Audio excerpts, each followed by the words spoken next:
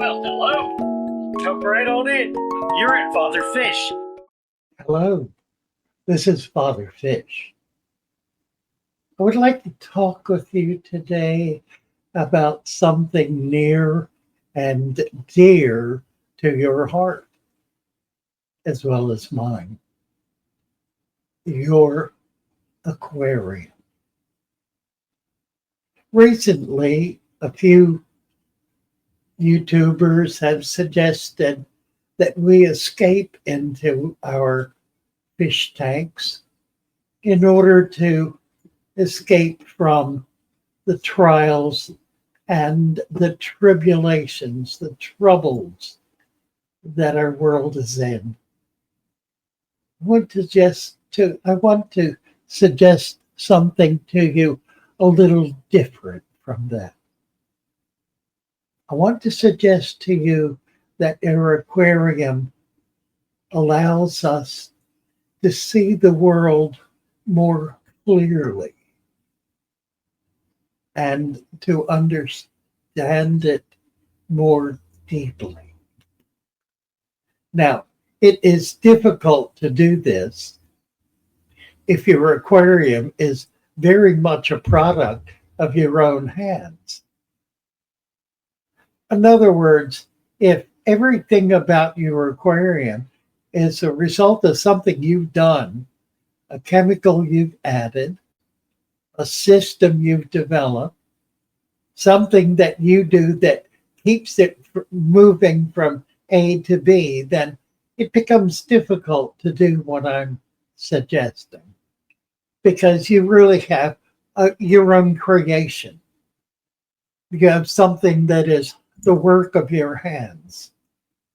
My aquariums are not the work of my hands, although I do believe they express who I am. Well, some people say it's the jungle look. Others say it looks terrible. For me, it is unique in that when I look into it, it's as though I'm looking into a forested area or a deep jungle area. Perhaps it's referred to sometimes as a jungle system or a swamp system. I spent a lot of time in swamps and in little coves and in water heavy with plants, and very often with mangroves growing in the water. So I've snorkeled there and I've done a fair amount of diving, and I have a clear sense of what nature looks like when you're down in the middle of it in its wilder portions. And that's what I try to get at here. I try to allow the natural processes to take over and to dominate in my aquarium. That's what I experience when I spend time looking into my tanks. And I now have about 100 of them all set up the same way. They all look different because they're scaped differently, but in each one, there's a sense in which there's something real in there. There's a reality to it. There's a naturalness to it. So that's a second way to experience your aquarium. The third way is, well, let's just call it a piece of art. It may be a plastic and gravel art. It may be a casual art, something sort of tossed together and allowed to live or die. It may be something, frankly, very sophisticated that is nevertheless an artifact and not something that's particularly real and alive. I think of a lot of the aquascaping that's being done as of that nature. It's vastly more artistic and subjective than it is natural. There are some aquaculturists, aquascapists, who try to achieve a natural kind of look. MD Tropicals, I think, does that remarkably well. So those are three. Those are three approaches to maintaining an aquarium. Each of them is an expression of the person who has set them up and is maintaining them. So in a real sense, when we look into our aquarium, we're looking into our own lives. Those aquariums are an expression of who we are. And you look at mine, and you know about me that I'm very messy.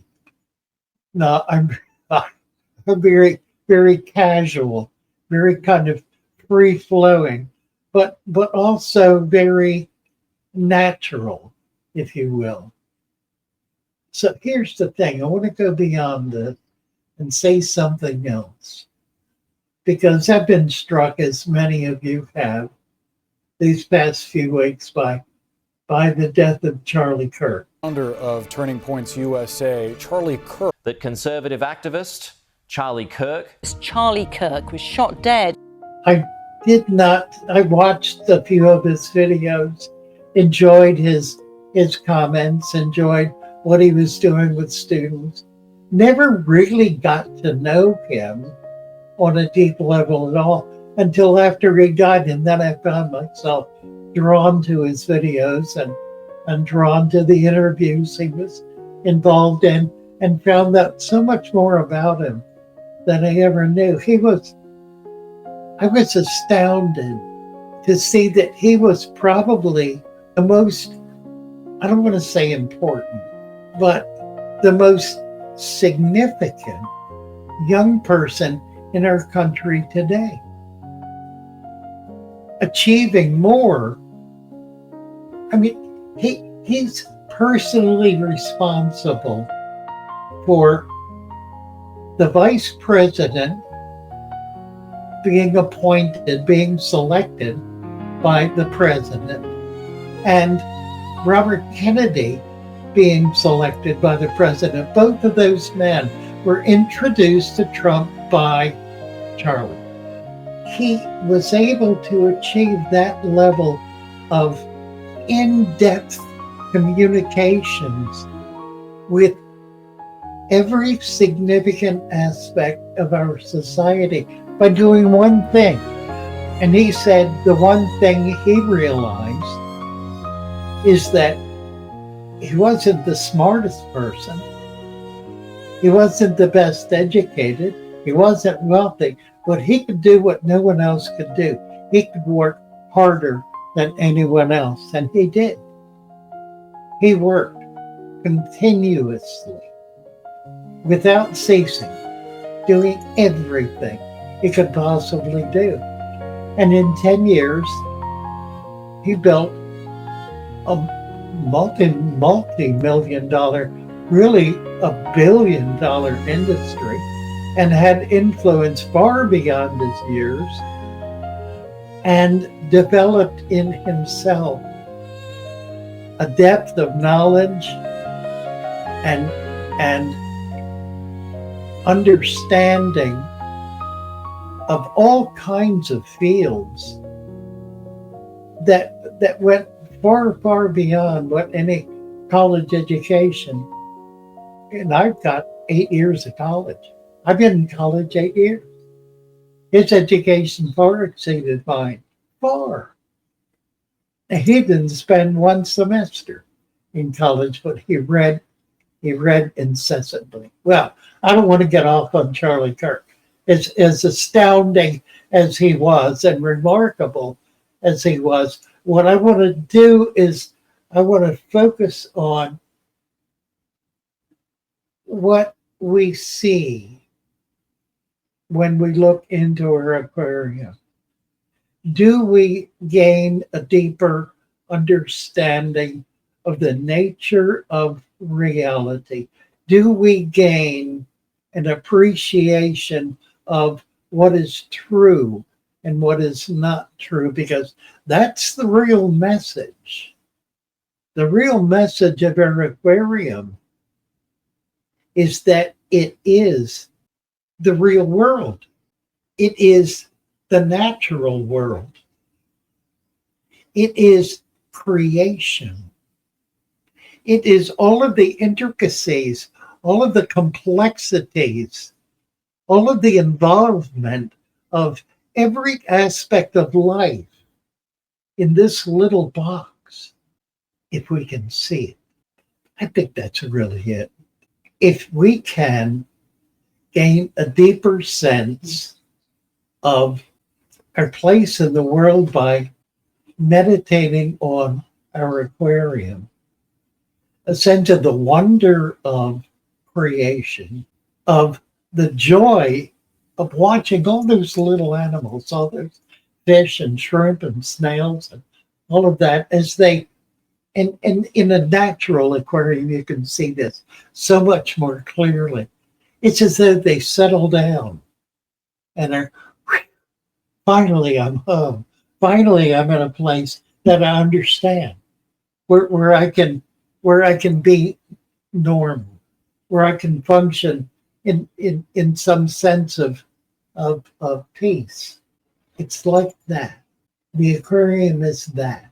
It is our window into the universe, our window into reality, our window into what is true, what is beautiful, what is real, what is stable and strong and healthy. And if we can see that, then we can live that. And it comes back to us and fills us with a strength that allows us to move forward in the world, in our life, with some real sense of purpose, of understanding why we're here, of what we're about, and of joy at what we're experiencing. We need to be able to see in the world, in other words, what we see in that little aquarium. If we can see the natural world there, if we can see the wonder of all of these life forms living together, then we can see that in our lives as well. And by seeing it in our lives, we are imbued with a deeper sense and a deeper connection with our Creator, because that is the source of all of this unity, of all of this beauty, of all of the graciousness, and the wonder of life. It ensues from a Creator. How could it not be so? How could all this come from nothing? What comes from nothing? Nothing. Nothing comes from nothing. Everything comes from creation, from everything. Life feeds upon life. Life grows on life. Nothing comes out of nothing. There is not one thing we can point to that has spontaneously burst into existence out of nothing. We have no experience of that at all. We should not try to do that in our aquarium, you see. We should not try to create something out of nothing. Throw this and that and that and that together, and there.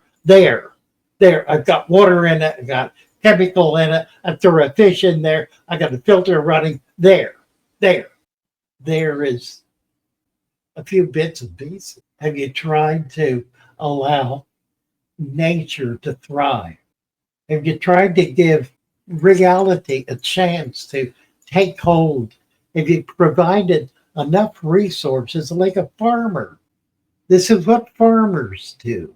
They put together the basic elements of living plants and animals, the essential stuff that allows them to survive and thrive. That's really all we need to do. Provide those basic elements, and it will grow. It will thrive, as these do thrive. So let me leave that with you. That's as far as I guess I really need to go at this point.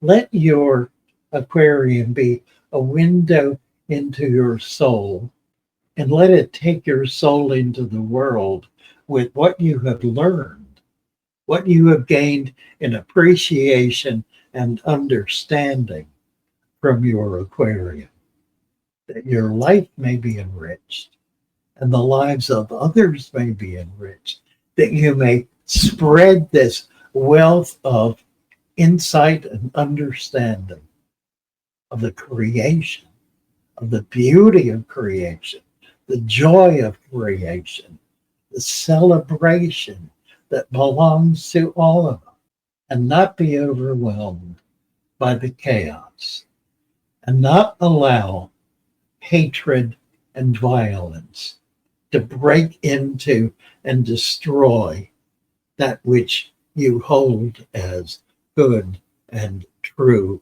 and beautiful. I call this Christ. I call this Christ. You may call it whatever you wish, but be sure to find it, to hold it, to cherish it, and to share it. Love you all. Bye for now.